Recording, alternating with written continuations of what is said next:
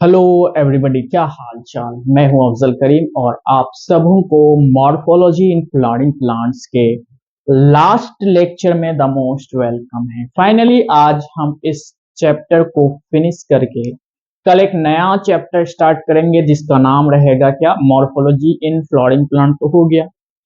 उसके बाद flowering plant का अंदर वाला structure means anatomy of flowering plant है ना। उसके बाद हमारा इस यूनिट में और एक चैप्टर बचेगा, that's name is structural organisation in animal. Animal का एक्सटर्नल यानी मॉर्फोलॉजी एंड एनाटॉमी दोनों एक ही चैप्टर में दिया हुआ है, जो कि जूलॉजी का सेकेंड चैप्टर होगा। उसको फिनिश करके हम इस यूनिट को एकदम से क्लियर एंड क्रिस्टल कर लेंगे। तो चलिए स्टार्ट करते हैं। आज का हमारा बेसिक टारगेट क्या है? Today's target, first of all today's target, why we required to a target. क्यों, क्या जरूरत है टारगेट रिक्वायर करने का? ताकि इससे हमको पता चलता है कि कौन कौन सा टॉपिक्स फिनिश हो चुका और आगे हम लोगों को कितना पढ़ना है। जैसे कि अगर हम सपोज आज के लेक्चर में कहीं पर आ गया क्या, एस्टिवेशन। एस्टिवेशन, ठीक है, एस्टिवेशन आ गया।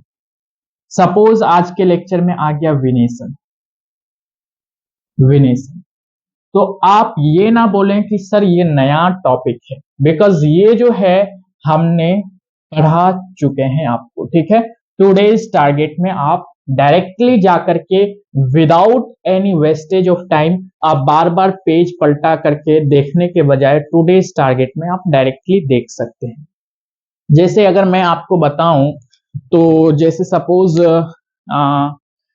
किसी भी चीज को पढ़ने के लिए क्या होता है, जैसे कि हमारे पास ये एनसीईआरटी का एक चैप्टर है। हम क्या करते हैं, फर्स्ट ऑफ ऑल अगर कोई भी चाहे वो कितना से भी कितना प्राइस का बुक हो, 700 800 900 1600 बुक को परचेस करने के बाद अगर हमको पढ़ने का मन है तो हर एक चैप्टर को उससे सेग्रीगेट कर लेते हैं, क्योंकि भाई पढ़ना है। अब जो है कोई कई सारे स्टूडेंट्स क्या करते हैं, बुक ले लिया, मतलब 1600 का बुक है, ठीक है, लेकिन वो प्राइस की वजह से बुक का पेज भी सही से नहीं खोलता है, सही से पेज भी नहीं खोलता है, उस पर टिक भी नहीं लगाता है कि क्या क्या पढ़ना है क्या नहीं पढ़ना है, डायरेक्टली ऐसे ही कि बुक खराब ना हो जाए। तो भाई आपने पढ़ने के लिए परचेस किया है तो फिर पढ़ने के लिए जब परचेस किया है तो डिटेल से स्टडी करने कीजिएगा, तभी कोई प्रॉफिट होगा, बेनिफिट होगा, अदरवाइज कोई फायदा नहीं है बुक खरीदने का। जैसे अगर ये एनसीईआरटी का एक चैप्टर है, एकमात्र चैप्टर है, ठीक है, तो हम क्या करते हैं, जो भी चैप्टर को अगर पढ़ाना है, जितना दिन में पढ़ाना है, फर्स्ट ऑफ ऑल उस चैप्टर को हम बुक से सेग्रीगेट कर लेते हैं और बुक से सेग्रीगेट करने के बाद एक आइडिया लगाते हैं कि चलिए 2 पेज या 3 पेज जितना हमको पढ़ाना है, एक दिन का टारगेट बना लिए, यानी इतना डेट डाल दिए हर एक चैप्टर में। अब पढ़ने का भी कई सारे तरीके होते हैं, जैसे कि कई सारे स्टूडेंट्स, जैसे लोअर क्लासेस में हम लोग जो पढ़ते थे तो विदाउट एनी अंडरस्टैंडिंग सिर्फ हम लोग क्या करते थे, रीडिंग देते थे। जैसे ये चैप्टर है मॉर्फोलॉजी ऑफ फ्लावरिंग प्लांट, तो बचपन में पढ़ने का तरीका क्या था, the wide range in the structure of higher plant will never fall in a fascinated us even though the angiosperms show such a large diversity in external structure of morphology. They are all characterized by presence of root, stem, leaves, flower and fruits. ये मतलब previous rhythm था हमारा, लेकिन जैसे जैसे आप higher level पर जाते हैं आपका माइंड का स्टेबिलिटी, आप बोल सकते हैं माइंड का डेवलपमेंट होते जाता है, तो चीजें थोड़ा सा रुक रुक करके, चाहे आप हिंदी मीडियम में हो, चाहे आप साइंस के स्टूडेंट्स हो, आर्ट्स के स्टूडेंट्स हो या कॉमर्स के स्टूडेंट्स हो, आपको पढ़ने का पैसेंस, पढ़ने का तरीका क्या होना चाहिए। जैसे कि हम पढ़ रहे हैं the root in majority of the dicotyledonous plants, ठीक है। अब इसका प्रोसेसिंग हमारे माइंड में अपने लैंग्वेज में होना चाहिए कि मेजोरिटी ऑफ द डाइकोटिलेडनस प्लांट, यानी डाइकोटिलेडनस प्लांट्स में से ज्यादातर प्लांट्स की बात कर रही है। The direct elongation of radical, अच्छा, यानी रेडिकल का अगर डायरेक्ट इलोंगेशन होगा तो leads to the formation of primary root. अच्छा, यानी रेडिकल से प्राइमरी रूट बनता है, ये प्रोसेस होना चाहिए। ये नहीं कि इन majority of the dicotyledonous plants in direct elongation of the radical leads to the formation of primary root which grow inside the soil. It bears lateral roots, several orders that are referred to as secondary, tertiary, etc. roots. The primary roots and the branches constitutes, ये वाला rhythm नहीं होना चाहिए, क्योंकि ऐसे जो है reading दिया जाता है कि किसका कितना स्पीड है, पढ़ने की कितना स्पीड है, बट आपको स्पीड से नहीं पढ़ना है क्योंकि अंडरस्टैंडिंग करके पढ़ना है। तो डेफिनेटली आप सेल्फ स्टडी करके भी पढ़ सकते हैं। ओके, और self study is much more, आप बोल सकते हैं कि बहुत अच्छी बात है सेल्फ स्टडी करके पढ़ना। अगर आप सेल्फ स्टडी में पेशेंस रख सकते हैं, डेली का टारगेट बना सकते हैं हर एक चैप्टर का कि इतना दिन में हमको इस चैप्टर को फिनिश करना है, और इतना दिन में फिनिश करना है, एक रिदम के साथ, एक प्रॉपर स्ट्रेटेजी के साथ, एक बेसिक बेटर अंडरस्टैंडिंग के साथ चैप्टर को फिनिश करना है, तो डेफिनेटली आप कर सकते हैं। ओके, समझे, बात समझ में आई?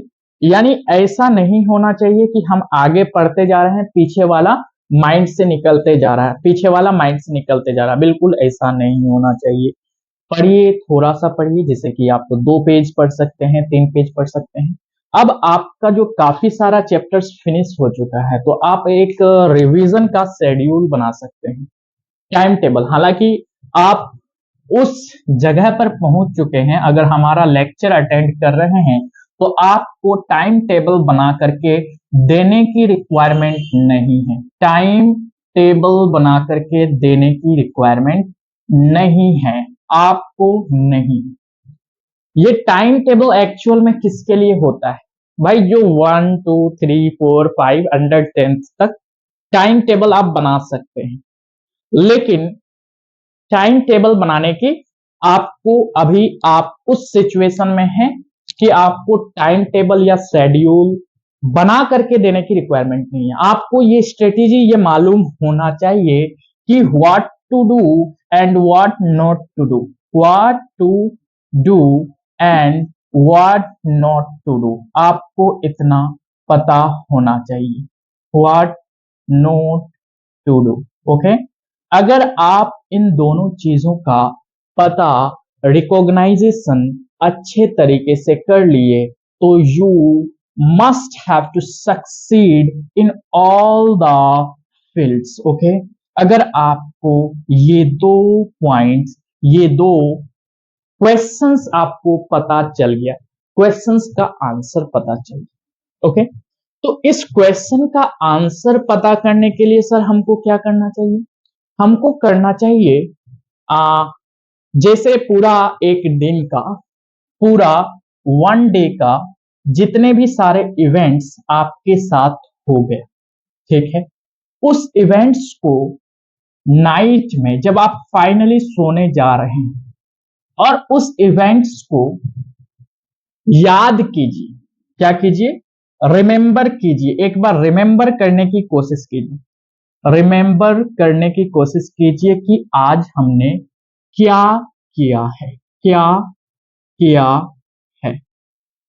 ओके, आज हमने क्या किया है। जब आपको ये याद आ जाए कि आज आपने क्या किया है, तो आपका माइंड का स्टेबिलिटी, अगर आपका लाफिंग स्टेज में जा रहा है तो फिर आप सही डायरेक्शन में जा रहे हैं, ठीक है, और आपका माइंड विपिंग स्टेज में जा रहा है, मतलब आप अपने काम को याद करके उदास हो गए कि ये नहीं करना चाहिए, ये करना चाहिए, तो आप डेफिनेटली वहां पे एक टारगेट फिक्स कर सकते हैं कि हम टुमारो में क्या करें, मतलब आने वाला कल हम क्या करेंगे, ठीक है, जिससे कि हम इस वीपिंग फेज से, सैड वाला फेज से लाफिंग फेज में जा सके। समझ में आई बात? जैसे कि अगर सिंपल, जैसे आप बोलते हैं ना कि हर दर्द की दवा एक नहीं होता, बिल्कुल सही बात है कि हर दर्द की दवा एक नहीं होता। उसी तरह से अलग अलग इंसान है, अलग अलग इंडिविजुअल है, अलग अलग स्टूडेंट है। हर एक स्टूडेंट की माइंड की स्टेबिलिटी एक नहीं होता है। एक रिदम पर, प्रॉपर रिदम पर हर एक स्टूडेंट नहीं चल सकता। जैसे आप समझ लीजिए कि अगर हम कैंसर की बात करते हैं तो कैंसर में दवाई कॉमन क्या है? सिस्प्लेटिन एंड टैक्सोल, है ना? Cisplatin and taxol, cisplatin and taxol ये एक जनरलाइज्ड आप बोल सकते हैं कि मेडिसिन है, ठीक है, जो कैंसर के ट्रीटमेंट के लिए काम आता है। जनरलाइज्ड मेडिसिन, ठीक है, नॉर्मल। लेकिन अगर सारा का सारा कैंसर इसी से ट्रीट हो जाता, मतलब कैंसर वाला पेशेंट सिस्प्लेटिन और टैक्सोल से ही ठीक हो जाता, तो कैंसर को डिवाइड करने की क्या जरूरत थी भाई?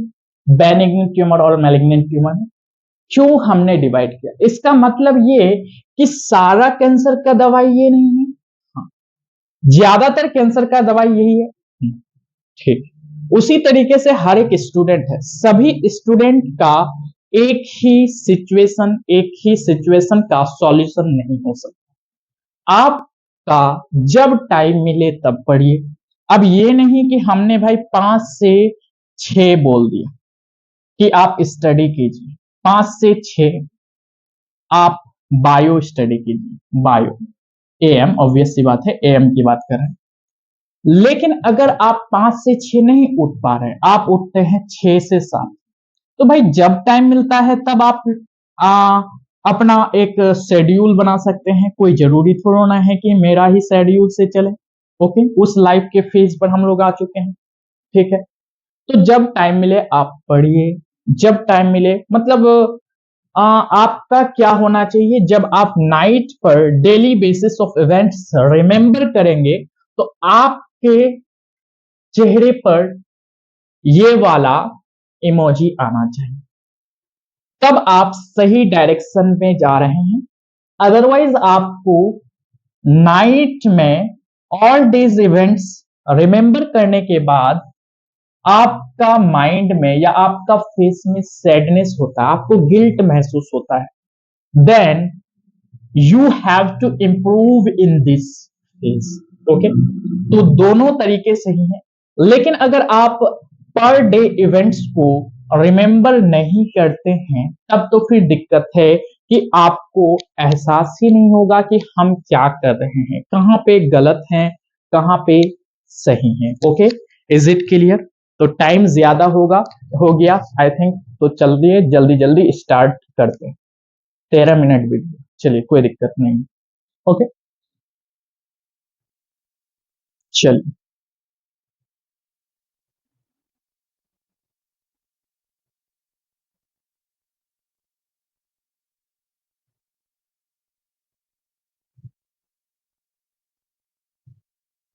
तो हर दिन का आज हमने एक प्रॉपर एक सब्जेक्ट, जब हम बायो पढ़ाते हैं उसमें 2 डेज टारगेट लिखते हैं, केमिस्ट्री पढ़ाते हैं उसमें 2 डेज टारगेट लिखते हैं, और फिजिक्स पढ़ाते हैं उसमें 2 डेज टारगेट लिखते हैं, ठीक है।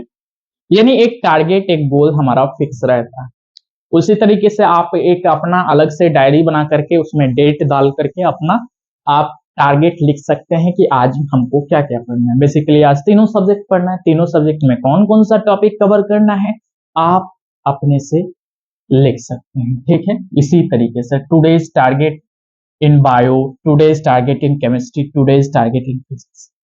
और मेरा अगर मानिए तो यही कीजिए कि हमने जो 5 चैप्टर्स पीछे पढ़ा दिया है, तो पर चैप्टर आप 2 डेज टारगेट जो लीजिए, तो हम 2 डेज टारगेट आज का जितना लेते हैं और कल जितना लेंगे, मतलब 2 दिन का आपका टारगेट होना चाहिए हर एक सब्जेक्ट में। ओके, जिससे कि प्रॉपर रिवीजन हो सके आपका, ठीक है। तो आज का हमारा बेसिक टारगेट क्या है? आज का टारगेट है स्ट्रक्चर ऑफ स्ट्रक्चर ऑफ मोनोकोटिलेडनस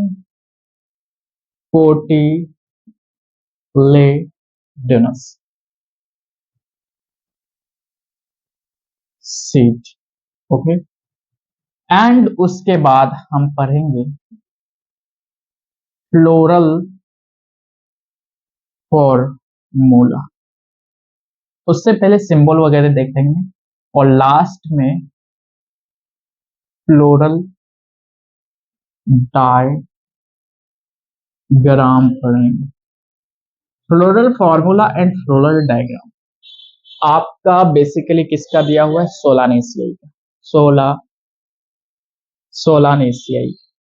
पहले 4 फैमिली का था फैबेसियाई, लेकिन अब सोलानेसियाई का डिटेल से दिया है। इसके अलावा थोड़ा सा चर्चा किया गया है ब्रासिकेसियाई में। ब्रासिकेसियाई, BRACECASEAE, ब्रासिकेसियाई। आई थिंक ये हो, ठीक है, कोई दिक्कत नहीं है। थोड़ा बहुत स्पेलिंग अगर इधर उधर है तो आप अगर आपको मालूम है तो आप डेफिनेटली उसको सुधार सकते हैं। अदरवाइज आपको तो बायो में एनसीईआरटी रीड करना कंपलसरी है अगर आप कोई भी कॉम्पिटिटिव लेवल की एग्जाम की प्रिपरेशन कर रहे हैं तो। समझ में आई बात? बायो में इनफाइनाइट टाइम्स रीडिंग दीजिए। बायो में जितना टाइम मिलता है उतना टाइम रीडिंग में लगाइए, और मैक्सिमम टाइम फिजिक्स केमिस्ट्री लेता है, ये बात भी हम मानते हैं, क्योंकि फिजिक्स और केमिस्ट्री में आप अगर पर डे कोई प्रैक्टिस बुक से 25 क्वेश्चंस फिजिक्स का करते हैं और 25 क्वेश्चंस केमिस्ट्री का करते हैं, कितना? 25 क्वेश्चंस, ठीक है। बायो में वैसे क्वेश्चन प्रैक्टिस करें या ना करें, लेकिन बायो में थ्योरी पढ़ना बहुत ज्यादा जरूरी है। बायो में थ्योरी पढ़ना बहुत ज्यादा जरूरी है। तो 25 क्वेश्चंस आपने फिजिक्स किया, यही 25 क्वेश्चंस अगर आपका एक स्टैंडर्ड लेवल का है जहां पे आपका कंसेप्ट लगता है, तो अप्रोक्स आपका टाइम लग जाएगा 1.5 घंटा। कितना टाइम लग जाएगा? 1.5 आवर टाइम लग जाएगा। यहाँ पे भी आपका 1.5 आवर टाइम लग जाएगा, और थ्योरी में भी आप अप्रोक्स मान सकते हैं कि 1 आवर का टाइम लगता है, यानी 314 आवर्स। अगर आपने 4 आवर्स एक्स्ट्रा दे दिए, कितना hours? 4 hours. 4 hours extra except class को छोड़ करके, तो डेफिनेटली यू अचीव, मतलब आप क्या कर सकते हैं, आप जो है बहुत अच्छा कर सकते हैं, बेस्ट कर सकते हैं। आप क्या कर सकते हैं? बेस्ट कर सकते हैं, ठीक है। तो चलिए स्टार्ट करते हैं। 4 घंटा आपको जो है क्लास के अलावे देना है। Structure of monocotyledonous seeds. Structure of monocotyledonous, okay.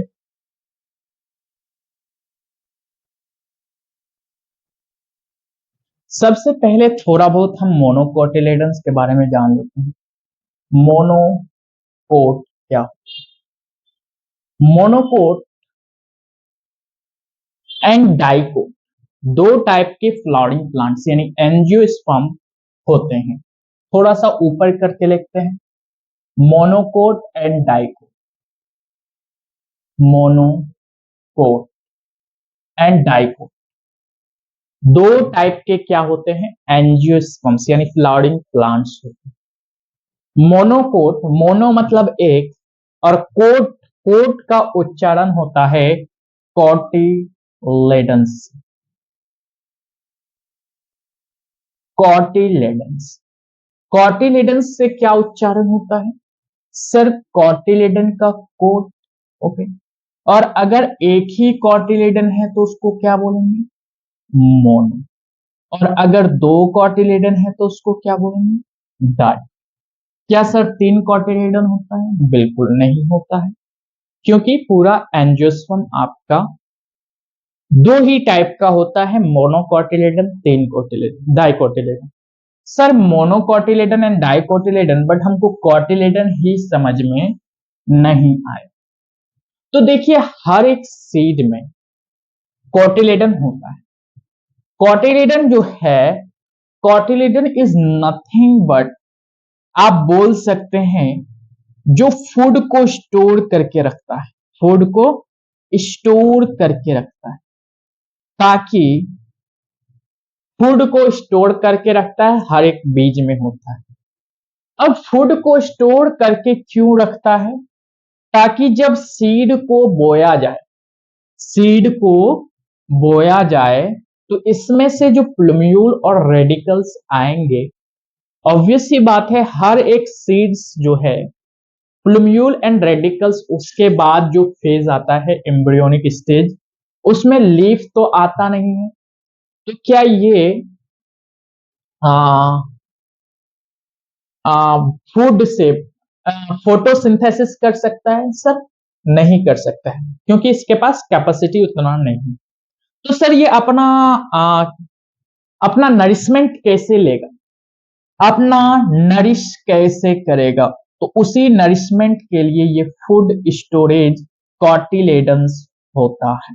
Okay, लेकिन मोनोकोट में जो है ग्रो करने की कैपेसिटी डाइकोट की तुलना में ज्यादा हो, और मोनोकोट में ग्रो करने की कैपेसिटी डाइकोट की तुलना में ज्यादा होता है, तो मोनोकोट में जल्दी लीव्स आ जाता है और ये तुरंत से मतलब फोटोसिंथेसिस करने की कैपेसिटी में आ जाता है, जिसके कारण इसका कॉटिलेडन में जो फूड स्टोर था वो रह जाता है। वो क्या हो जाता है? रह जाता है, और रहने को रह जाता है, इसलिए मोनोकोट का सीड को बेसिकली क्या बोला जाता है मालूम है? इसको सीड को बोला जाता है इंडोस्पर्मिक सीड, इंडोस्पर्मिक सीड, क्योंकि इसमें फूड रह गया। इंडोस्पर्मिक सीड क्या बोलेंगे? Endospermic seed. क्या लिख सकते हैं? जेनरली इंडोस्पर्मिक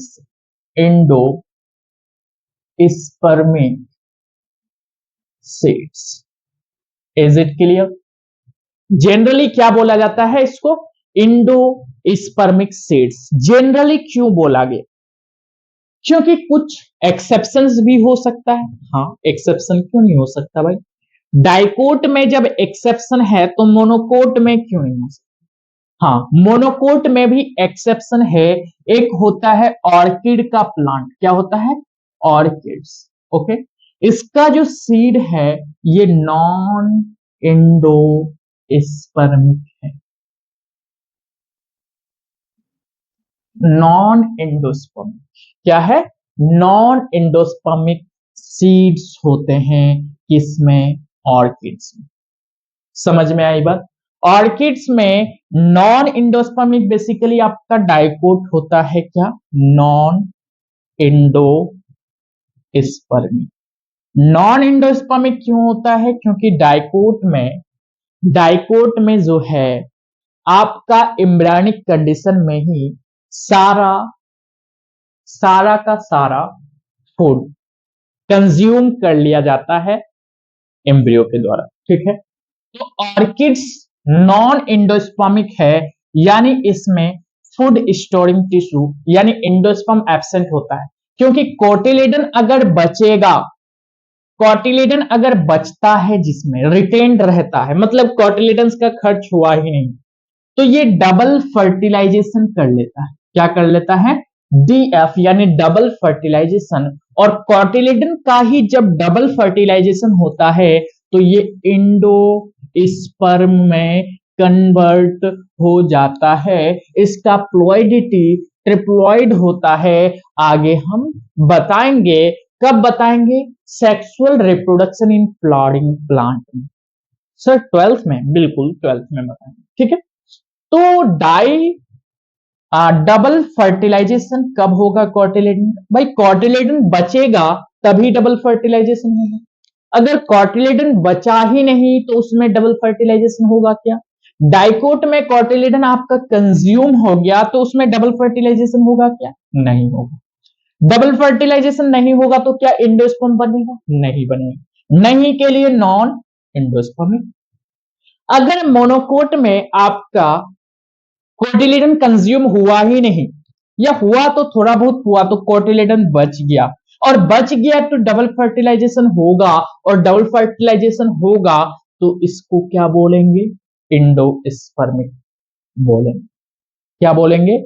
इंडोस्पर्मिक सेट्स बोलेंगे। Is it clear or note? एक बार हमको फटाफट बता दीजिए, ठीक है।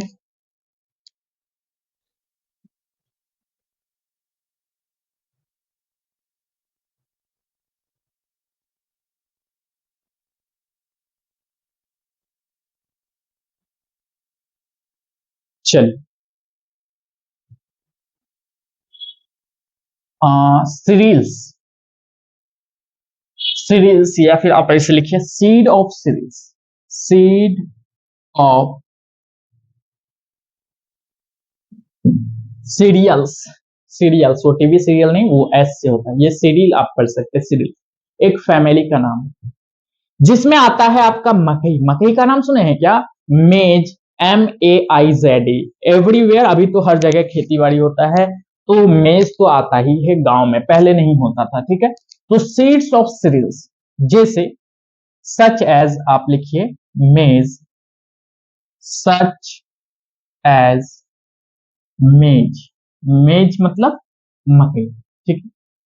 Such as maize, the seed coat is, seed coat is,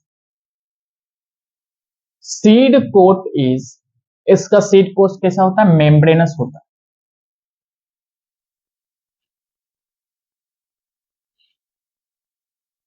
membranes,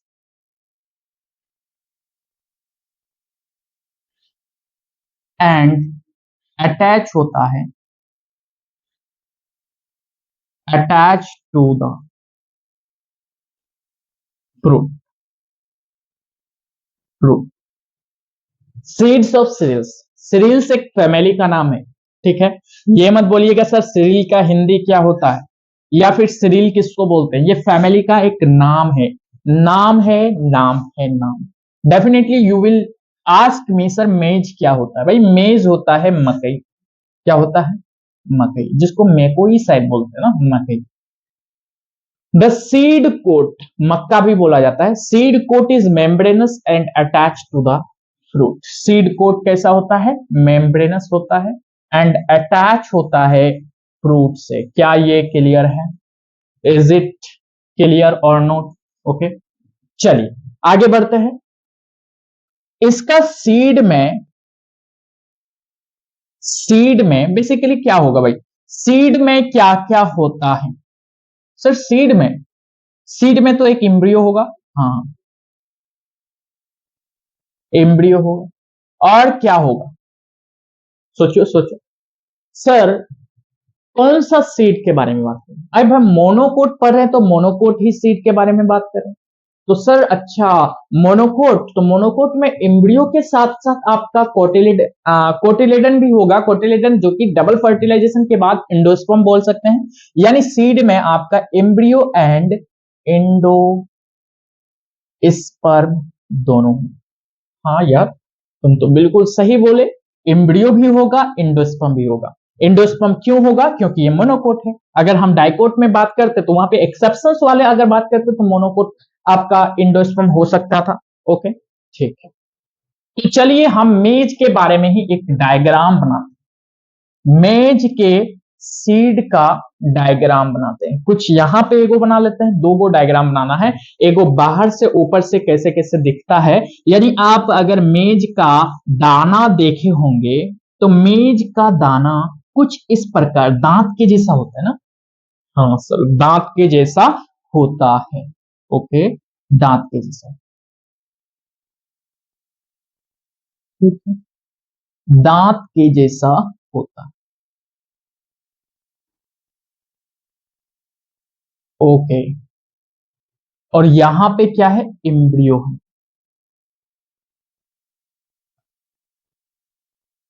okay, यानी ये आपका हो गया इंडोस्पर्म। मेनली दो ही चीज है सीड में, क्या है?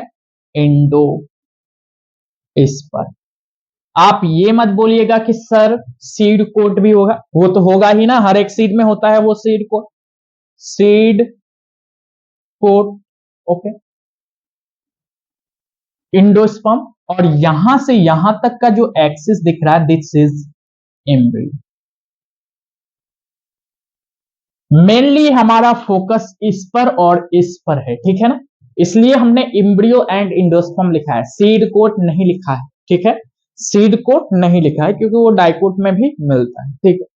तो सर डाइकोट में एम्ब्रियो भी तो मिलता है, हाँ मिलता है, कोई दिक्कत वाली बात नहीं है, हमने लिख दिया है तो लिख दिया है। सीड इज एम्ब्रियो होता है सीड्स में, और एंडोस्पर्म, देखिए एंडोस्पर्म कहां पे है और एम्ब्रियो कहां पे है, सीड कोट तो डेफिनेटली होगा ही वो। जब हम इसका ट्रांसवर्स सेक्शन करते हैं, ट्रांसवर्स सेक्शन का मतलब, सपोज हमारे पास ये एक मेकोई का ग्रेन है, दाना है, ठीक है, मैकोई का ग्रेन है, और ग्रेन को इस प्लेन से कट करके ग्रेन को ऐसे करेंगे, ठीक है, यानी ग्रेन ये है, ठीक है, इसको कट किया हमने, किट कट किया तो कट करने के बाद ऐसे करेंगे और इसका स्टडी करेंगे, समझ में आएगी बात, यानी कट करने के बाद जब इसका स्टडी करेंगे तो ये कुछ ऐसा दिखेगा, ऐसा दिखेगा रे, ऐसा दिखेगा, कैसा दिखेगा, ऐसा दिखेगा। ओके, हम इंटरनल स्टडी कर रहे हैं, ठीक है ना, कौन सा स्टडी कर रहे हैं, इंटरनल स्टडी कर रहे हैं। Okay, internal study.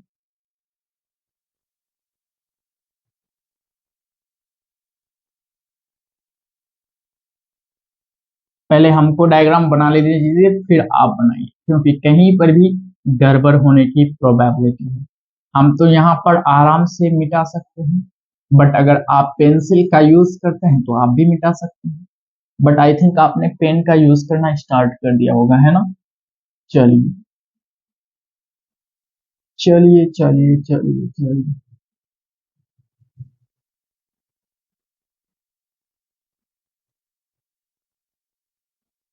ओके,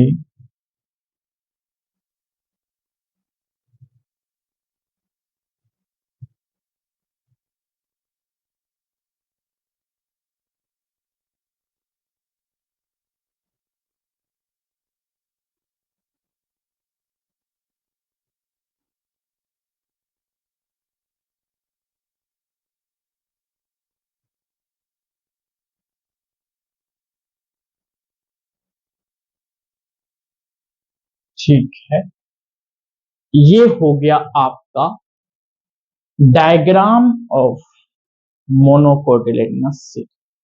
आप लिख सकते हैं structure of monocotyledonous, structure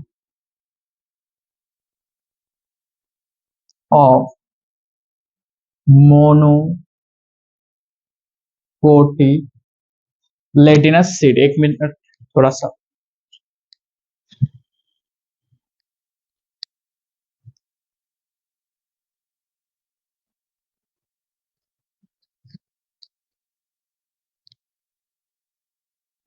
structure of monocotyledonous, कोटिलेड सीड, DO होता है, ठीक है ना।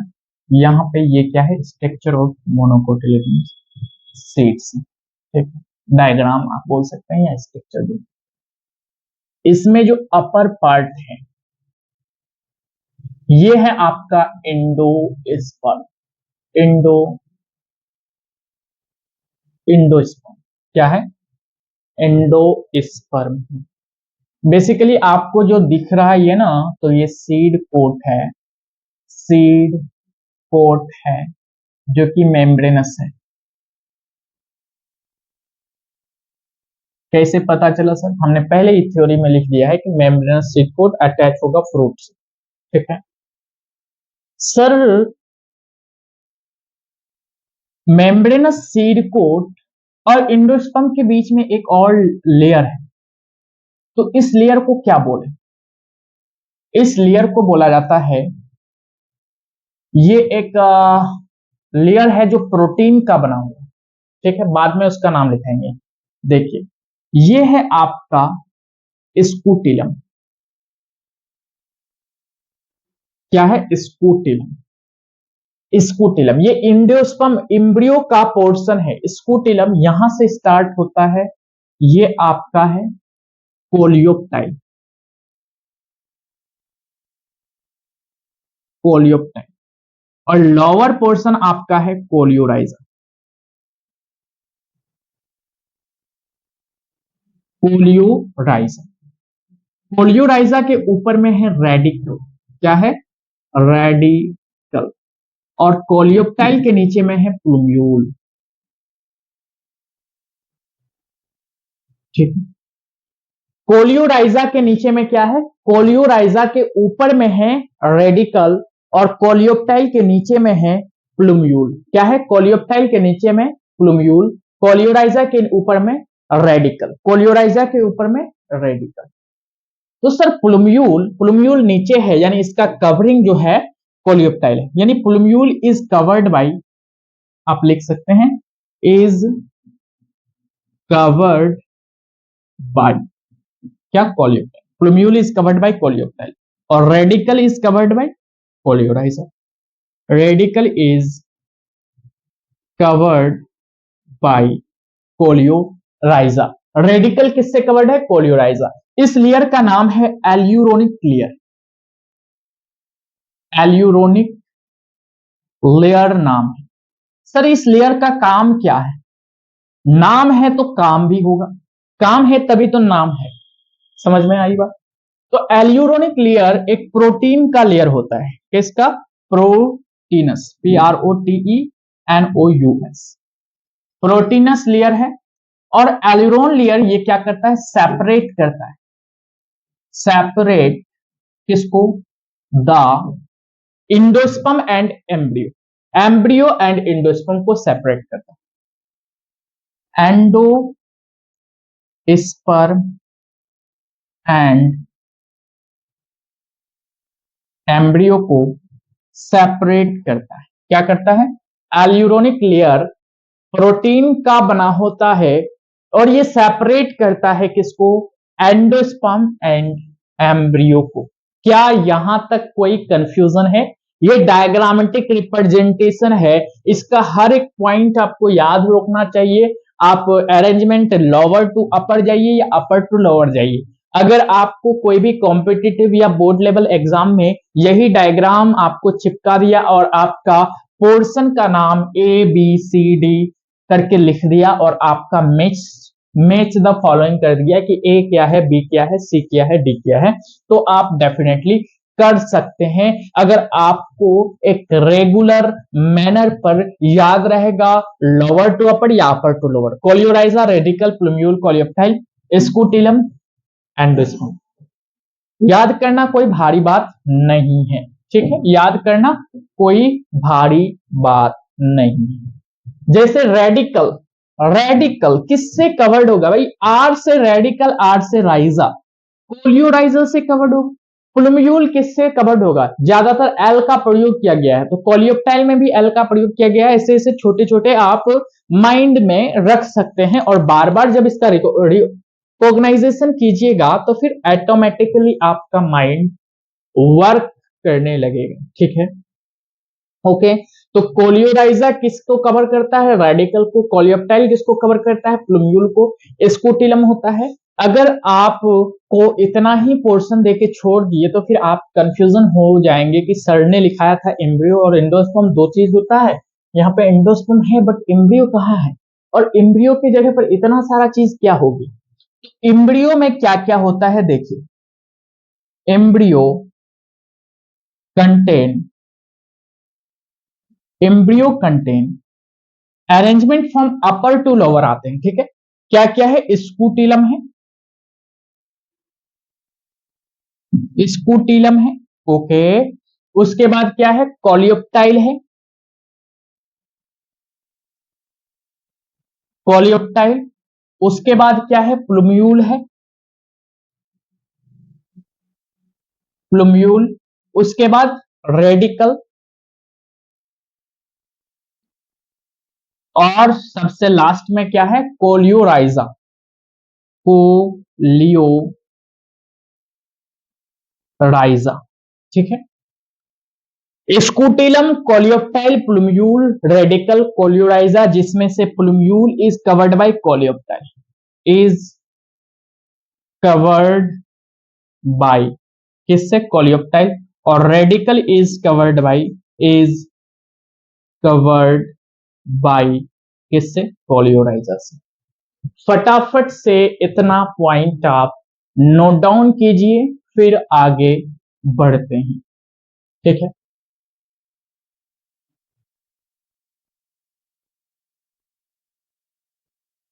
क्या हो गया, आगे बढ़ सकते हैं।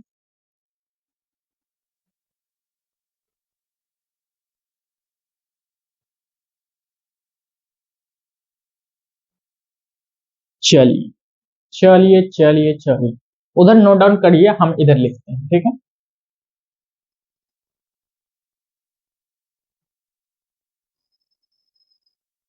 कुछ सिंबल्स जो कि हमको हेल्प करेगा फ्लोरल डायग्राम, फ्लोरल फॉर्मूला बनाने में। चलिए उस सिंबल्स के बारे में थोड़ा थोड़ा हम लोग स्टडी करते हैं। हेडिंग डालिए symbols for floral formula, floral formula. Okay, ताकि आपको फ्लोरल फॉर्मूला डायरेक्टली, अगर हम फ्लोरल फॉर्मूला लिखा करके वहां पे हर एक चीजों का इंडिकेशन कर देंगे तब भी आपको समझ में आएगा, लेकिन इसके अलावा आप दूसरा फ्लोरल फॉर्मूला नहीं बना सकते हैं। ठीक है, तो चलिए हम बना देते हैं। अगर हमारा फ्लावर में Brecht, Brecht is nothing but reduced leaf, हमने पढ़ाया है।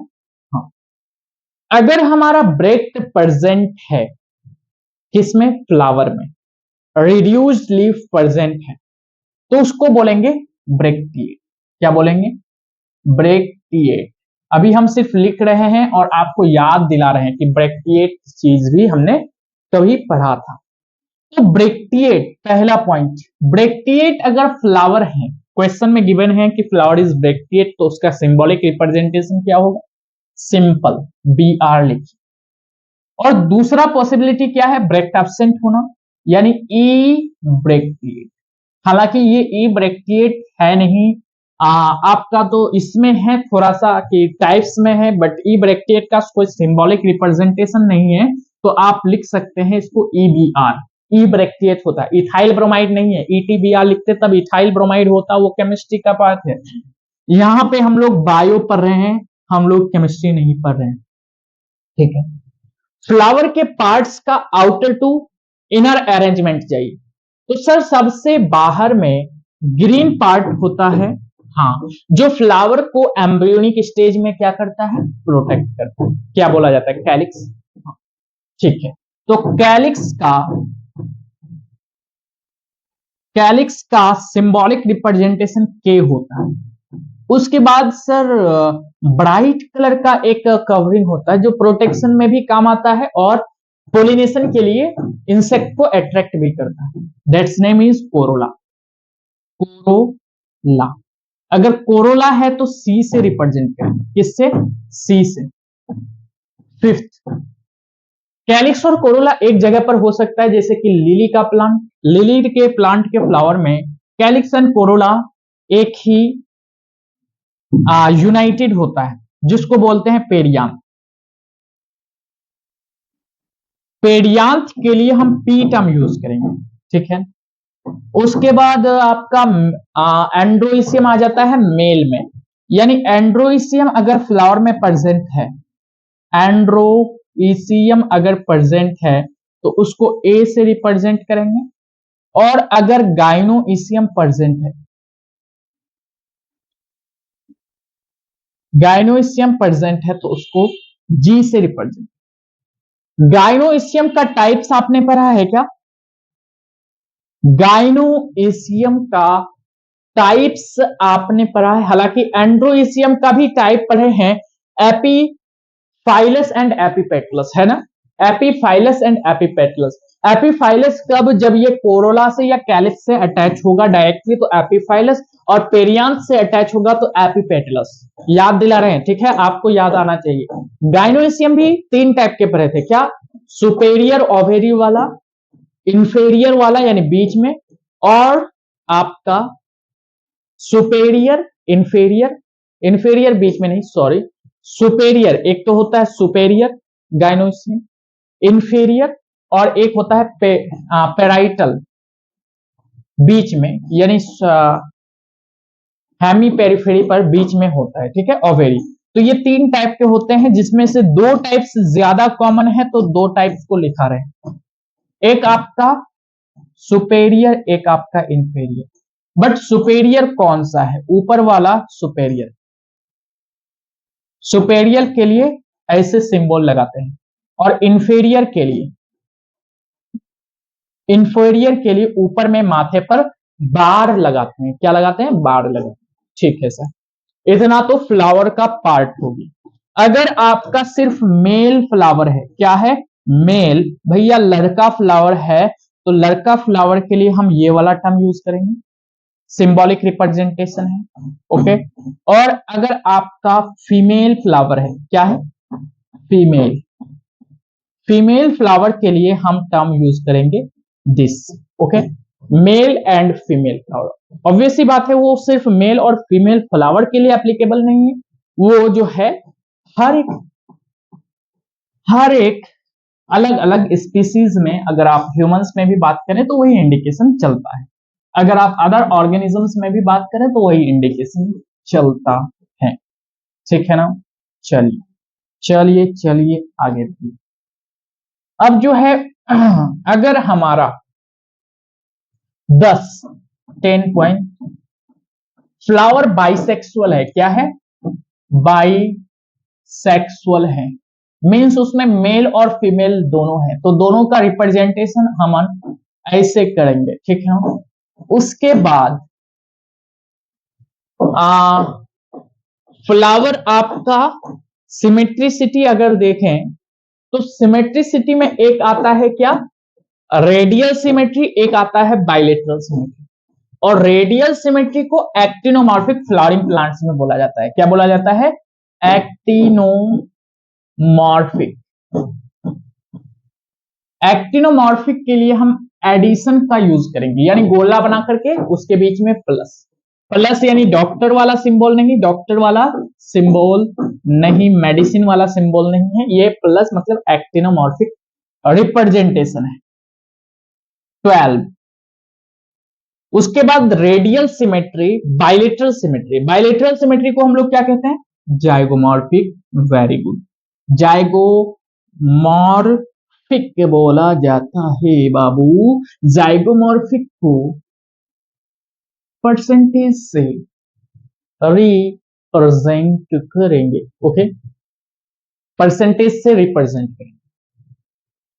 अब जो है कुछ और पॉइंट्स एडिशनल, अगर सपोज हमारा फ्लावर ब्रेक्टिएट है, इब्रेक्टिएट है, तो वहां पे BR लगा दे, लेकिन अगर कैलिक्स और कोरोला अटैच है तो पेरियांथ लगा दे, लेकिन अगर एंड्रोइसियम कोरोला के साथ अटैच है, एक सीक्वेंस में कोरोला है और एंड्रोइसियम है, दोनों क्या है, अटैच है, अटैच है, तो इसके ऊपर में दोनों का अटैचमेंट यानी एंगेजमेंट करा दिया, ठीक है। अगर हमारे पास 5 कोरोला है तो यहां लिखेंगे 5 कोरोला, कोरोला को क्या बोला जाता है, सेपल या पेटल, पेटल बोला जाता है, यानी 5 पेटल्स है, ओके, और पांचों पेटल्स फ्री है। सर आपने ये फ्री कैसे लिखा, फ्री देखिए अगला क्वेश्चन से आपको समझ में आएगा कि हमने फ्री क्यों लिखा। अगर C5 5 को ब्रैकेट में लेते हैं, ब्रैकेट में लेते हैं, इसका भी मतलब है 5 पेटल्स, लेकिन पांचों पेटल्स क्या है, फ्यूज्ड है भाई, फ्यूज्ड है, फ्यूज्ड है भाई, फ्यूज्ड है, फ्यूज्ड है भाई, फ्यूज्ड है। क्या है, फ्यूज्ड है। यानी ब्रैकेट में होगा तो फ्यूज्ड, ब्रैकेट के बाहर आएगा तो फ्री। ठीक है, ये सिंबॉलिक रिप्रेजेंटेशंस है, आपको समझ में आना चाहिए। जैसे और अगर हम लिए कोरोला भी हो सकता है, कैलिक्स भी हो सकता है, कोई दिक्कत नहीं। और क्या लें, और क्या लें, कई सारा आता है इसमें, जैसे कि आपका आ गया क्या, पांच तो है। अगर हमने इसी पांच को C3+5 लिख दिया, क्या लिख दिया, C3+5, C3+5, यानी आपका पेटल्स यहां C3+2 लिख दिए, आपका पेटल्स यहां पर भी पांच है, पांच ही पेटल है, पांच ही पेटल है, लेकिन यहां पे डिफरेंट हॉर्ल हो गया, डिफरेंट हॉर्ल, WHORL। सर कैसे डिफरेंट हॉर्ल हुआ, क्योंकि 3+2, यानी आपका अगर पेटल्स का अरेंजमेंट, हमने बताया था पेटल्स और सेपल्स जो एसेसरी ऑर्गन है उसका सिंबॉलिक रिप्रेजेंटेशन आधा चांद की तरह होता है। तो तीन पहले चांद है भाई, तीन चांद है, आउटर टू इनर अरेंजमेंट जाते हैं, हमने तीन चांद बना लिया, फिर उसके बाद दो चांद और है, तो दो चांद और अंदर में बना लो ना, कोई दिक्कत नहीं होनी चाहिए। पांच चांद है, तीन चांद बाहर, दो चांद अंदर, यानी तीन चांद का एक अलग हॉर्ल है और दो चांद का एक अलग हॉर्ल है। समझ में आई बात, तो इसी के बेसिस पर हम आते हैं अब, ऐसे हालांकि ऐसे होता नहीं है, बहुत रेयर केस में होता है, रेयर केस में 3+2 का अरेंजमेंट होगा, हाँ, लेकिन 5 का 2+2 हो सकता है, कोई दिक्कत नहीं, जो कि बरासी केसीआई में होता है, आगे हम लोग देखेंगे। इतना फटाफट एक बार नोट डाउन कीजिए, फिर हम लोग बढ़ते हैं सोलानेसियाई में।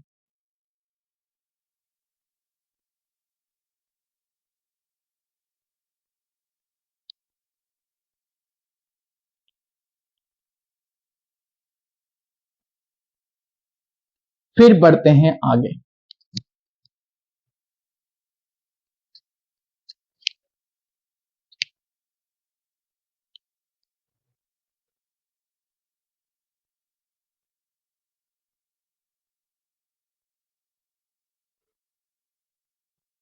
बढ़ सकते हैं क्या,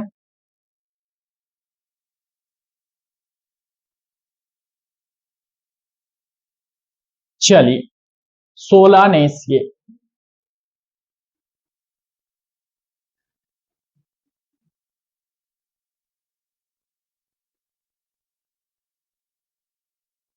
सोलानेसियाई फैमिली के बारे में डिटेल से स्टडी किया दिया हुआ है, हालांकि पहले जो है चार फैमिली अलग अलग होते थे, ब्रासिकेसियाई, फैबेसियाई, सोलानेसियाई और लेग्यूमिनेसियाई, ठीक है, लेकिन अब सिर्फ और सिर्फ सोलानेसियाई बच गया है, मतलब कि कंफ्यूजन काफी हद तक एनसीईआरटी ने रिमूव कर दिया है। तो चलिए, अब पढ़ाई बहुत इजी हो चुका है, तो फिर चलिए और भी पढ़ते हैं। सोलानेसियाई, सोलानेसिए, सोलानेसियाई, पहले कुछ बेसिक फीचर्स के बारे में इसमें लिख लेते हैं कि सोलानेसियाई होता क्या है। ठीक, सोलानेसियाई जो है, सोलानेसियाई जो है, इसका कॉमन नेम है, कॉमन नेम है, क्या नेम है common, potato family, family, potato का परिवार। सोलानेसियाई एक फैमिली है, ब्रासिकेसियाई आगे देखेंगे कि वो भी एक क्या है, फैमिली है, ठीक है। सोलानेसियाई का कॉमन नेम क्या होता है, पोटैटो फैमिली, सोलानेसियाई का कॉमन नेम क्या होता है, पोटैटो फैमिली। कई सारे फैमिलीज होते हैं, अगर आप पिछले ईयर में रहते, इस ईयर से रिमूव किया गया है सारा फैमिली, नेक्स्ट जो प्रीवियस ईयर आपका बीत चुका है उसमें आपका लिलियसियाई था, फेबेसियाई था, ब्रासिकेसियाई था, कई सारे फैमिलीज थे, ठीक। तो सोलानेसियाई सभी फैमिलीज में बड़ा फैमिली माना जाता है, लार्जेस्ट नहीं, सबसे बड़ा नहीं, बट बड़ा फैमिली के अंतर्गत ये आता है, यानी ये large family.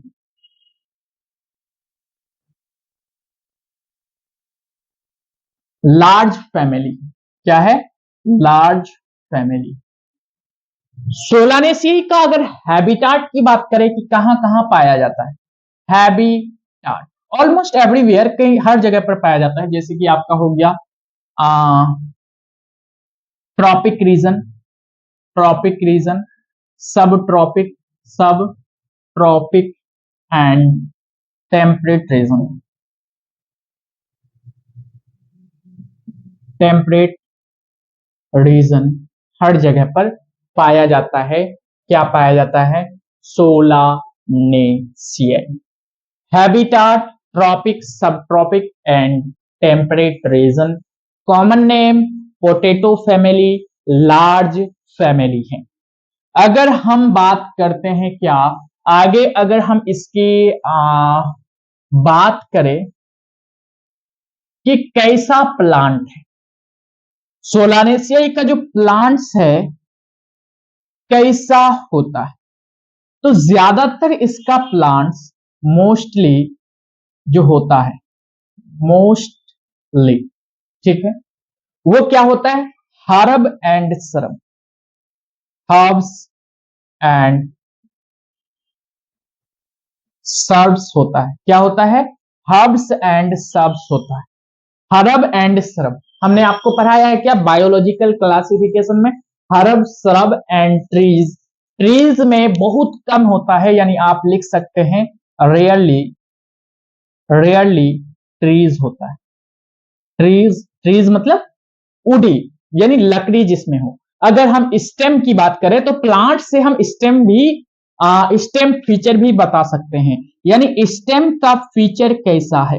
Sir stem, stem की बात अगर करते हैं, हर्ब एंड श्रब ज्यादातर है तो ज्यादातर हर्बेसियस स्टेम होगा, यानी घास के तरह होगा, यानी कोई भी आपका हर्बेसियस एनिमल उसको इजिली कंज्यूम कर लेगा, यानी आपका मोस्टली क्या होता है? Mostly herbaceous. ओके, ठीक। बहुत कम, रेयरली, रेयरली ट्री होता है। ट्री मतलब स्टेम उडी होना, बहुत कम उडी होता है, लकड़ी जैसा हो, ठीक है। उसके बाद अगर हम बात करें क्या, बहुत कम उडी होता है। और आगे जो आने वाला चैप्टर है उसमें एरियल, सब एरियल, अंडरग्राउंड सारा चीज पढ़ेंगे। यहां पे सिर्फ आप याद कीजिए कि ये एरियल होता है। एरियल का मतलब ग्राउंड से ऊपर आता है, ग्राउंड के नीचे या ग्राउंड पर लेटा हुआ नहीं पाया जाता है। ये क्या है? एरियल, एरियल स्टेम है। कैसा? एरियल। और सीधा होता है, ऐसा नहीं है कि घास है तो फिर लोटा पोटा होगा, नहीं, सीधा होता है, यानी इरेक्ट होता है, इरेक्ट होता है। सर हेयरी होता है, इसमें हेयर्स वगैरह मिलता है, यानी हेयरी बोल सकते हैं। या फिर ये ग्लैब्रस भी हो सकता है, स्मूथनेस यानी ग्लैब्रस भी हो सकता है, ग्लैब्रस भी हो सकता है। और कितना फीचर लिखें, इतना काफी है क्या? मोस्टली हर्बेसियस, रियली उडी, एरियल होता है, इरेक्ट होता है, हेयरी एंड, हेयरी या फिर ग्लैब्रस हो सकता है, हेयरी या फिर ग्लैब्रस हो सकता है। ओके, हेयरी या फिर ग्लैब्रस हो सकता है। और लिख सकते हैं क्या, काफी सारा चीजें लिख सकते हैं, जैसे कि आपका अगर हर्बेसियस है तो फिर ज्यादातर क्या होगा? हॉलो होगा, है ना, हॉलो होगा, हॉलो। लेकिन अगर उडी है तो फिर सॉलिड होगा, हॉलो या फिर सॉलिड लिख सकते हैं, और सॉलिड लिख सकते हैं, सॉलिड। उसके बाद जो है आपका क्या लिख सकते हैं? एरियल तो होता है, बट आपका पोटैटो फैमिली है तो पोटैटो अंडरग्राउंड में पाया जाता है, underground stem in potato, underground, underground stem होता है in potato, potato, underground stem in potato. Underground stem in potato. Okay, underground stem in potato. Potato में कैसा स्टेम होता है? Underground. Is it clear or not? क्या एक बार आप फटाफटी हमको बता दीजिए। यानी underground stem in potato. Okay, plants mostly herbaceous, rarely tree. आप ये मत बोलिएगा सर प्लांट है तो प्लांट, या फिर इसके जगह पर आप लिख सकते हैं क्या? Vegetative character.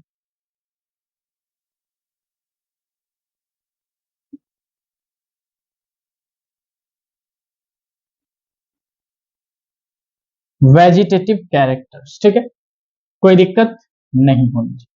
क्या हम आगे बढ़ सकते हैं? फटाफट एक बार आप उतारिए।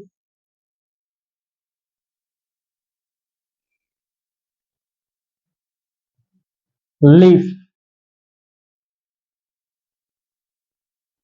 लीफ का 3 टाइप हमने पढ़ा था।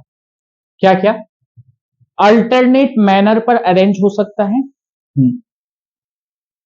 अपोजिट मैनर पर अरेंज हो सकता है, हाँ, और क्या हो सकता है? और सर हॉल्ड बना करके रह सकता है।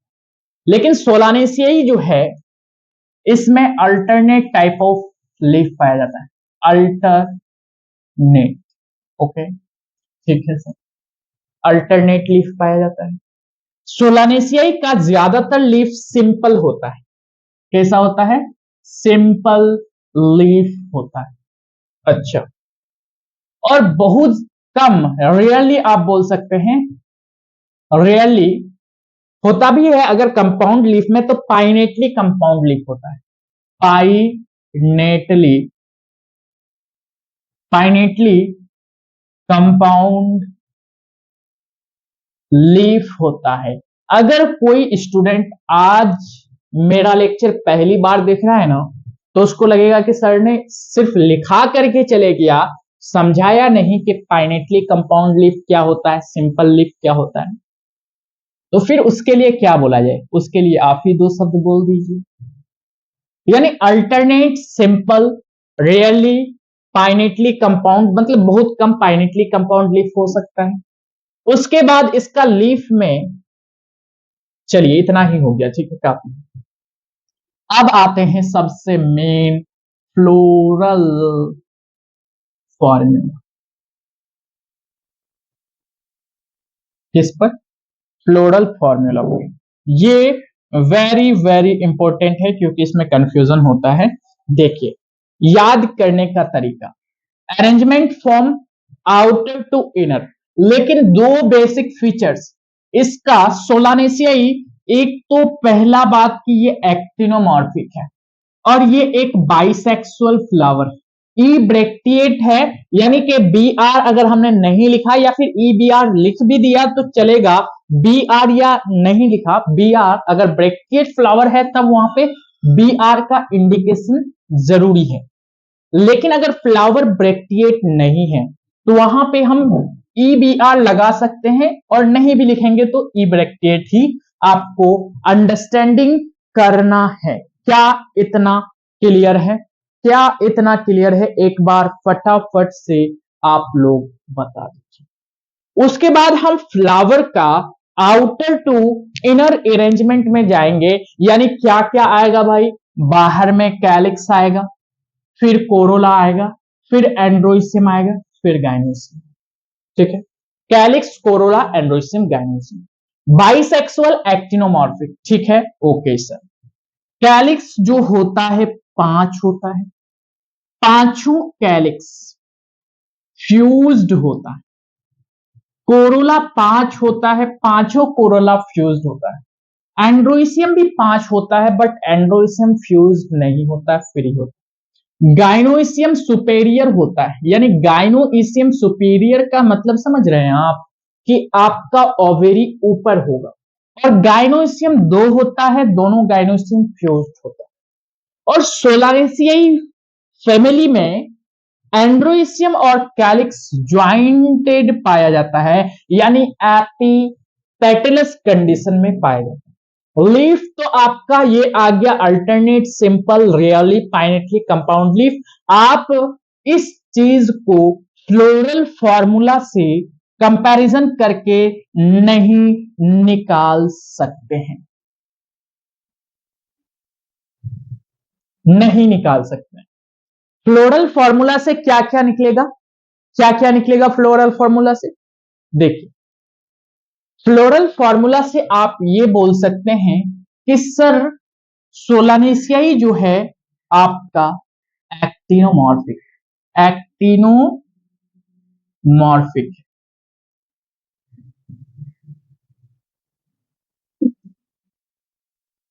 लीफ में, लीफ ऐसा होता है ना नॉर्मल लीफ, लेकिन अगर इसके साइड में थोड़ा सा लीफ लाइक स्ट्रक्चर आ गया तो क्या बोलेंगे? स्टिप्यूल आ गया सर, स्टिप्यूलेट लीफ होगी, ठीक है।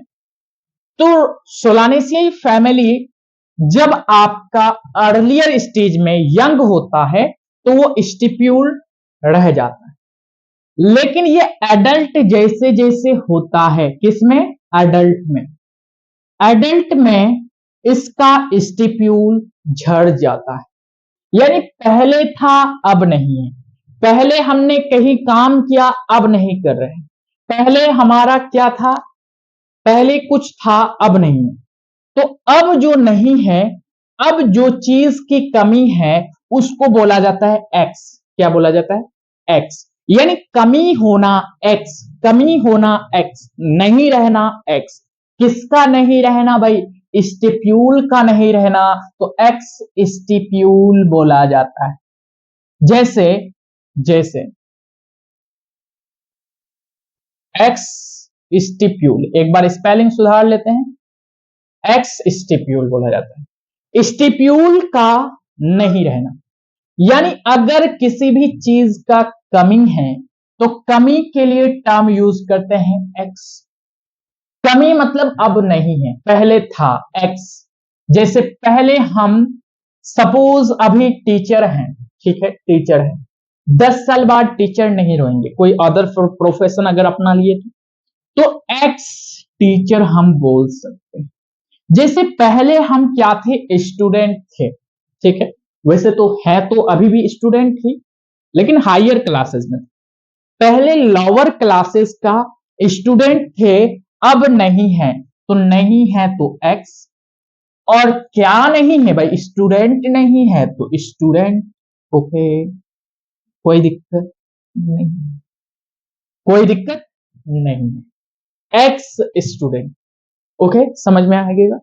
अगर सिर्फ x लिख दिए तो आप ऑब्वियस सी बात है कि समझ जाइए कि x मतलब पहले था, और x सिर्फ यूज किया जाता है कब? पहले था अब नहीं है, x मतलब समझ ही गए होंगे, ठीक है। तो लीफ अल्टरनेट, सिंपल, लियरली, पाइनेटली होता है, कंपाउंड लीफ, और ये एक्स स्टिप्यूलेट होता है। क्या होता है? एक्स स्टिप्यूलेट होता है। समझ में आई बात? प्योरली समझ में आई बात? Exstipulate, exstipulate. Sir solanaceae plant, solanaceae का जो फैमिली है डाइकोट है। क्या है? डाइकोट है। तो डाइकोट है तो इसमें वेलिएशन कैसा होगा? लीफ का वेलिएशन क्या पैरेलल होगा या फिर आपका रेटिक्यूलेट होगा? तो ऑब्वियस सी बात है, ये क्या होगा? रेटिक्यूलेट विनेशन हो,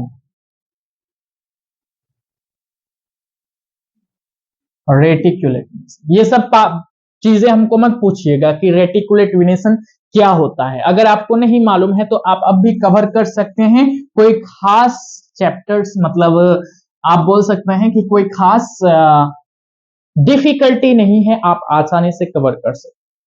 तो फ्लोरल फॉर्मूला से हम इस प्लांट के बारे में क्या क्या पता लगा सकते हैं? सबसे पहली बात कि हम पता लगा सकते हैं ये क्या है? एक्टिनोमॉर्फिक है, क्योंकि प्लस। बी आर है क्या? नहीं है। सर बी आर नहीं है तो इसका मतलब ये ई ब्रैकेट है, पहला फीचर। दूसरा फीचर क्या? E bracket, E bracket. अब तीसरा फीचर यहां से बताइए, तीसरा क्या? कि फ्लावर आपका बाई सेक्सुअल होगा, ठीक है। चौथा फीचर कैलिक्स के बारे में यहां से बताइए। सर कैलिक्स, ठीक है, कैलिक्स यानी कि 5 सेपल है, 5 सेपल या पेटल, सेपल, सेपल्स है, और 5 सेपल्स है, 5 एक ही जगह पर लिखा हुआ है, एक ही जगह पर, यानी एस्टिवेशन कैलिक्स का अरेंजमेंट वेलवेट टाइप का होगा, यानी वेलवेट एस्टिवेशन आप लिख लीजिए, velvet aestivation, velvet aestivation.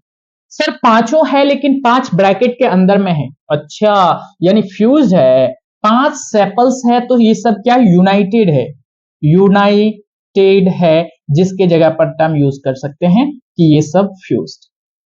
Sir और क्या क्या पता लगा सकते हैं, लिख सकते हैं कि आपका 5th पॉइंट यहां से आ जाएगा कि जो कोरोला है, कोरोला में 5 पेटल्स है, कितने पेटल्स, 5, और पांचों का पांचों पेटल्स फ्यूज्ड है, ठीक है, फ्यूज्ड, ओके सर, पांचों पेटल्स फ्यूज्ड है, 5 एक ही जगह पर लिखा हुआ है, यानी कि यहां पर भी विनेशन एक्टिव एस्टिवेशन कैसा होगा, वेलवेट एस्टिवेशन, वेलवेट एस्टिवेशन होगा, क्या इतना क्लियर है।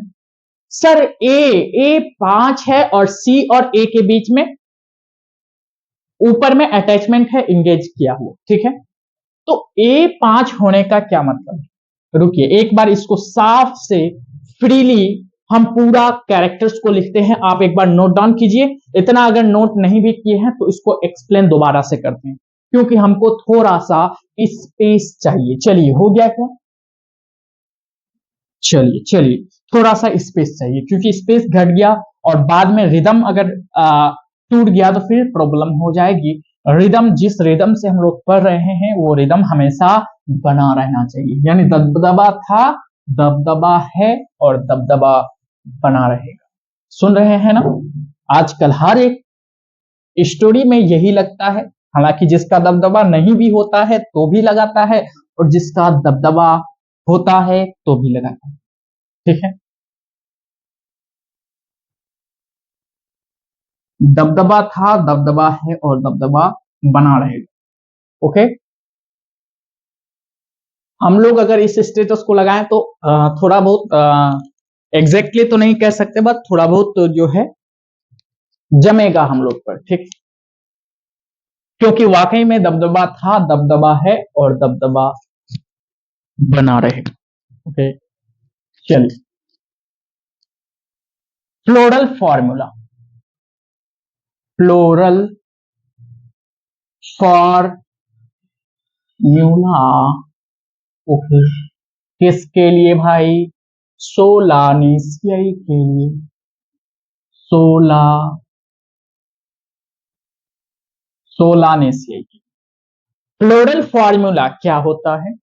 चलिए, आप लोग जितनी बार लिखेंगे ना उतना प्रैक्टिस होगा, बोलिए, एक्टिनोमॉर्फिक, इब्रेक्टिएट, बाइसेक्सुअल, ओके, के सी ए जी, पी नहीं, अगर पी होता तो के पी ए जी की, के होता ही नहीं, के सी की जगह पर पी ए जी पैग हो जाता, ठीक है, के सी ए जी, के सी ए जी, के सी ए जी, के C A ji 5552, fused superior attachment engagement, यही फॉर्मूला है, क्या यही फॉर्मूला है, इज इट क्लियर और नो, बताइए इस फॉर्मूला से पहला फीचर के बारे में।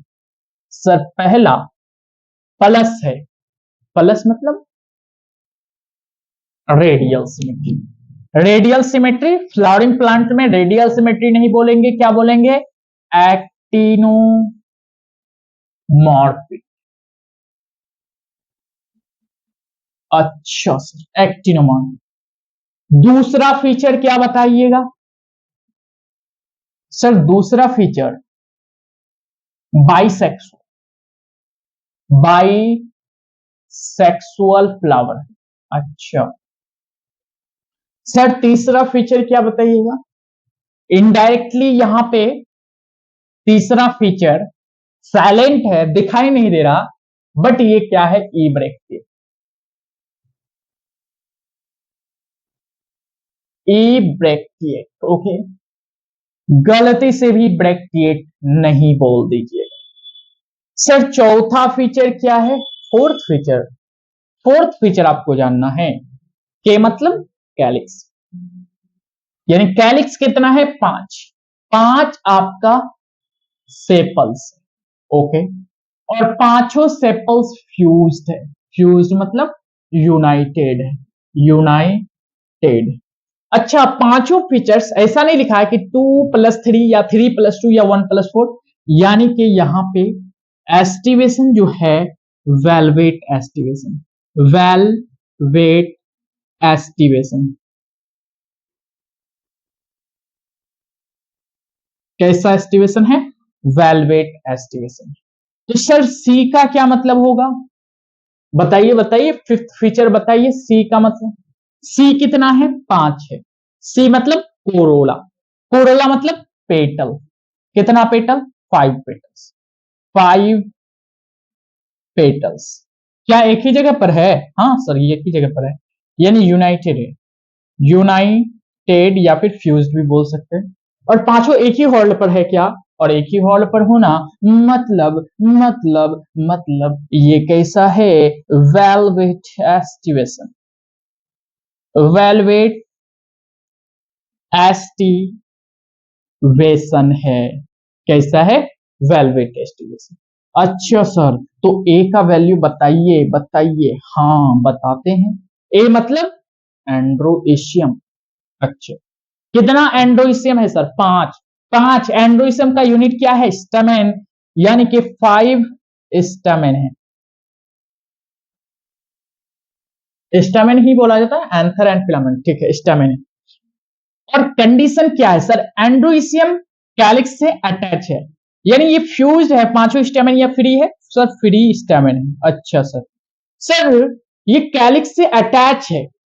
अच्छा, तो इसका मतलब हमने पढ़ा था कि एंड्रोइसियम दो टाइप के होते हैं, एपिफाइलस एंड एपिपेटलस। हाँ, एपिफाइलस जब पेरियम से अटैच होगा, और एपिपेटलस जब कैलिक्स या कोरोला से अटैच होगा। तो कैलिक्स से अटैच है, कोरोला से अटैच है, सॉरी कोरोला से अटैच है, तो फिर हम क्या बोल सकते हैं, एपिपेटलस, यानी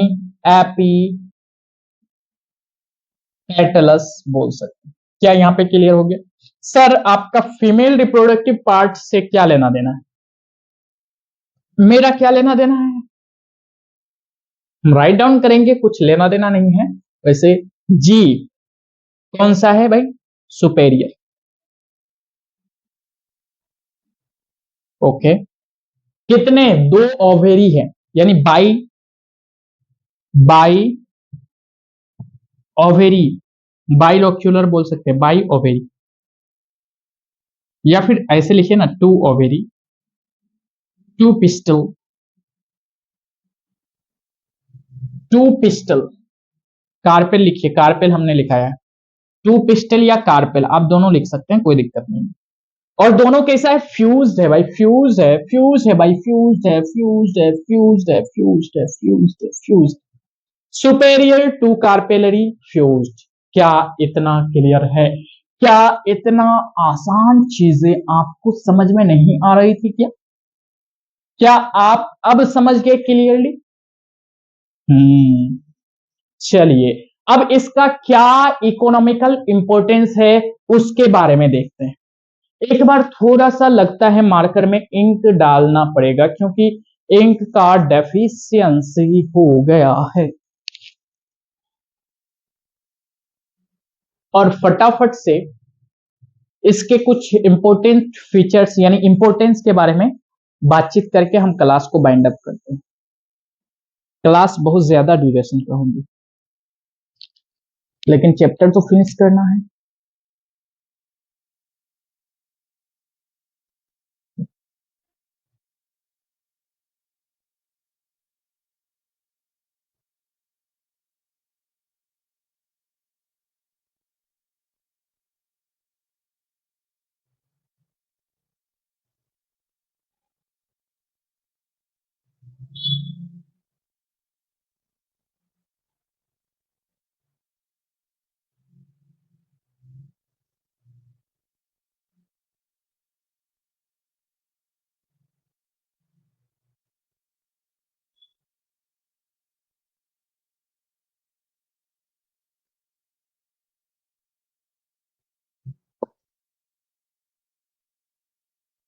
चलिए, इसके अलावा जो डायग्राम में नहीं दिख रहा है वो दो तीन फीचर्स ऐसे भी है जो डायग्राम्स में नहीं दिख रहा है, लिख लेते हैं। सेवेंथ फीचर इसके सीड के बारे में, किसके बारे में? सीड के बारे में। तो सीड कैसा होता है? बेरी टाइप, कैप्सूल के टाइप का होता है, यानी आप लिख सकते हैं बेरी या फिर कैप्सूल और कैप्सूल।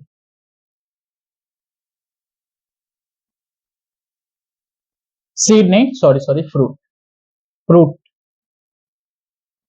बेरी। बेरी मतलब यूं समझ सकते हैं कि ब्लैकबेरी खाए हैं क्या? ब्लैकबेरी, काला जामुन, उसी टाइप का होता है, यानी उसी टाइप का फ्रूट होता है। और अगर आप 8th पॉइंट सीड के बारे में बोलते हैं कि सर सीड कैसा होगा इसका, तो सीड जो है बहुत सारे सीड्स होते हैं, मेनी।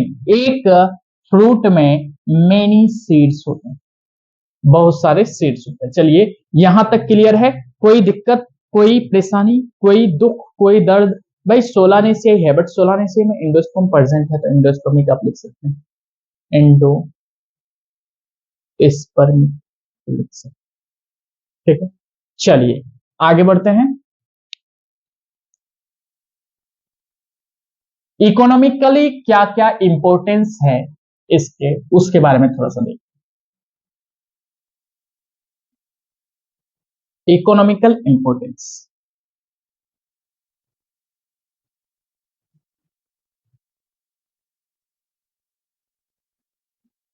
अच्छा एक चीज तो छूट गया जो सबसे अच्छा चीज है, फ्लोरल फॉर्मूला।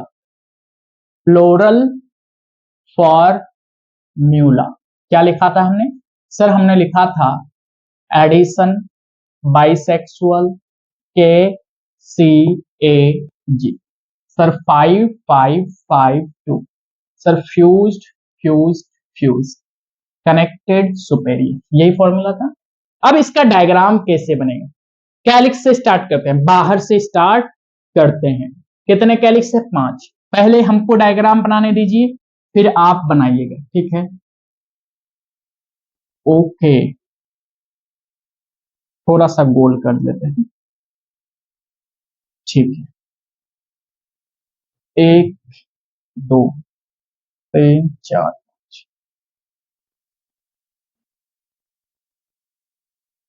1 2 3 4 5, ठीक है, 5। और पांचों कैलिक्स यहां के वाला बना रहे हैं, 5 कैलिक्स, 5 कैलिक्स, 5 कैलिक्स, ठीक है। पांचों कैलिक्स क्या है? एक दूसरे से फ्यूज्ड है। फ्यूज्ड है तो इसको इससे अटैच करा दीजिए, इसको इससे अटैच करा दिए, इसको इससे, इससे इसको, इससे इसको, ठीक है। अब कोरोला, कोरोला का भी रिप्रेजेंटेशन सेम टू सेम होता है ना? कैलिक्स एंड कोरोला, क्योंकि एसेसरी पार्ट है, हमने बताया था कि चांद की तरह होगा, तो इसके अंदर में होगा। हाँ, चलिए इसके अंदर में भी 5 कोरोला बनाते हैं। कितने कोरोला? 5 कोरोला,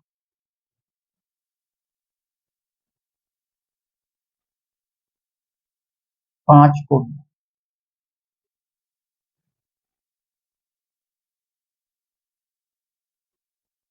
ठीक है। एक Corolla, 2 Corolla, 3 Corolla, 4 Corolla, 5 Corolla.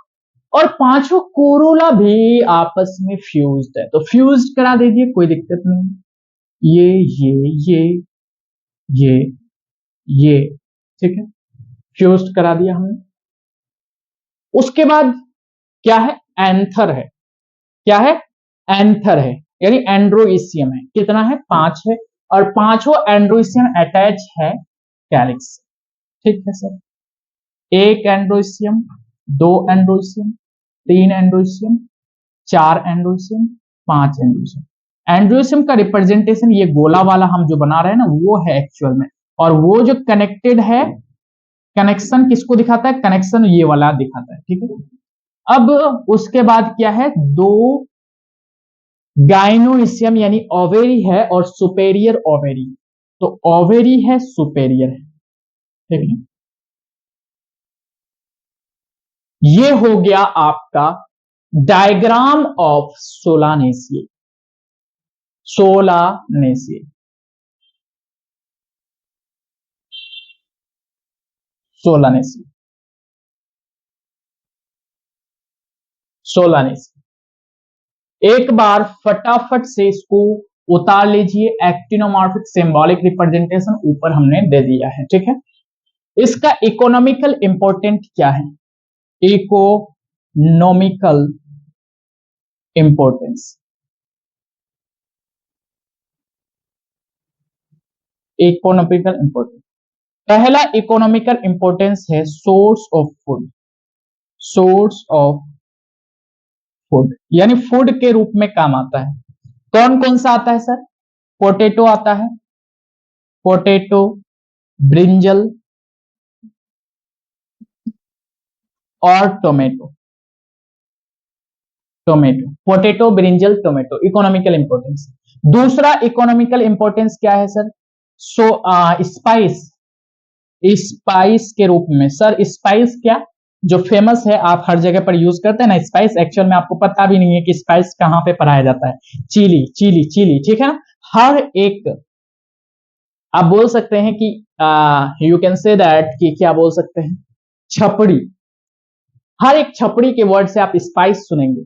अगर पूछ लिया जाए कि स्पाइस क्या है ये, तो वो तो बता देगा कि चिली का बना होता है। अच्छा चिली का बना होता है, सर चिली का बना होता है स्पाइस, ओके, तो कौन सा फैमिली से है। उसके बाद देखिए स्पाइस हो गया, कई सारे आपका मेडिसिनल पर्पस में आता है, मेडिसिनल पर्पस में आता है। मेडिसिनल में क्या क्या आता है, जैसे कि आपका हो गया मिलेडोना, मिलेडोना, मिलेडोना, ओके, अश्वगंधा,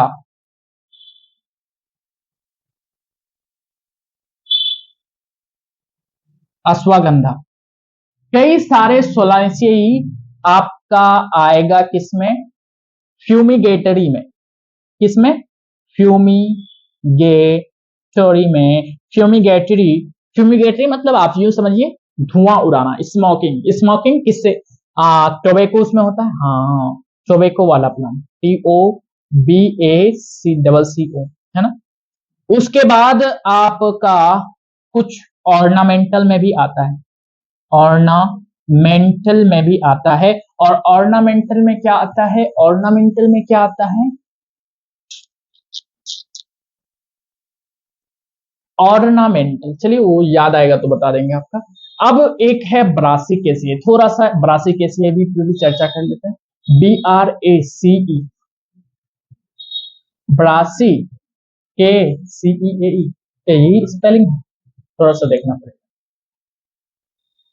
ऑर्नामेंटल में आपका पेटूनिया आता है, क्या आता है, पेटूनिया, PETUNIA, पेटूनिया, ठीक है। ये सब आप याद कर लीजिए। ब्रासिकेसिए का स्पेलिंग BRASSICACEAE, ओहो, BRASSI, देखे ना ब्रासिकेसिए, थोड़ा सा मिस्टेक हुआ, ब्रासिकेसिए, BRASSI, ब्रासिकेसियाई। ब्रासिकेसियाई का फ्लोरल फॉर्मूला की बात करें, फ्लोरल फॉर्मूला, फॉर्मूला फटाफट आप लोग एक बार देखिए, ब्रासिकेसियाई का फ्लोरल फॉर्मूला क्या होता है, बाइसेक्सुअल, एक्टिनोमॉर्फिक तो ये भी है, बाइसेक्सुअल ये भी है, ठीक है, KCAG इसमें भी है, KCAG, बट K जो है 2+2 है, C कितना है, 2+4 है, ये तो 2 है एंड ठीक है। नहीं, C4 है और ये 2+4 है। आई थिंक हमने सही लिखा है, एक बार थोड़ा सा चेक कर लेते हैं, थोड़ा सा चेक कर लेते हैं, क्योंकि अगर मिस्टेक हो गया तो फिर ये छोटी मोटी क्लास की बात नहीं है, ये हायर गलती हो जाएगा। 2+2 4, 2+4, ठीक है, बिल्कुल एकदम करेक्ट है, 100%। वैसे तो हमको अपने आप पर पूरा पूरा का पूरा विश्वास है कि हम सही ये लिखेंगे, बट हो सकता है कहीं पर मिस्टेक हो जाए as a human beings. Okay, चलिए, तो ये होता है फ्लोरल फॉर्मूला। सारा फ्लोरल कैरेक्टरिस्टिक्स को आप यूज कर सकते हैं। अगर आप बोलेंगे कि सर ब्रासिकेसिया में क्या आता है, तो आप एक याद रखिए, मुस्टार्ड का प्लांट आता है, मुस्टार्ड प्लांट, मुस्टार्ड का प्लांट। फ्लोरल फॉर्मूला ये है, ठीक है। डायग्रामेटिक रिप्रेजेंटेशन देखिए, के कितना है 2+2, यानी 2 हॉर्न होगा कैलिक्स का, कैलिक्स का 2 हॉर्न, अच्छा, एक हॉर्न ये हो गया, ठीक है, और दूसरा हॉर्न ये हो गया, ठीक है। 2 कैलिक्स आउटर मोस्ट, 2 कैलिक्स में, 4 कोरोला है, 4 कोरोला, ठीक है, 4 कोरोला है। तो देखिए, एक कोरोला,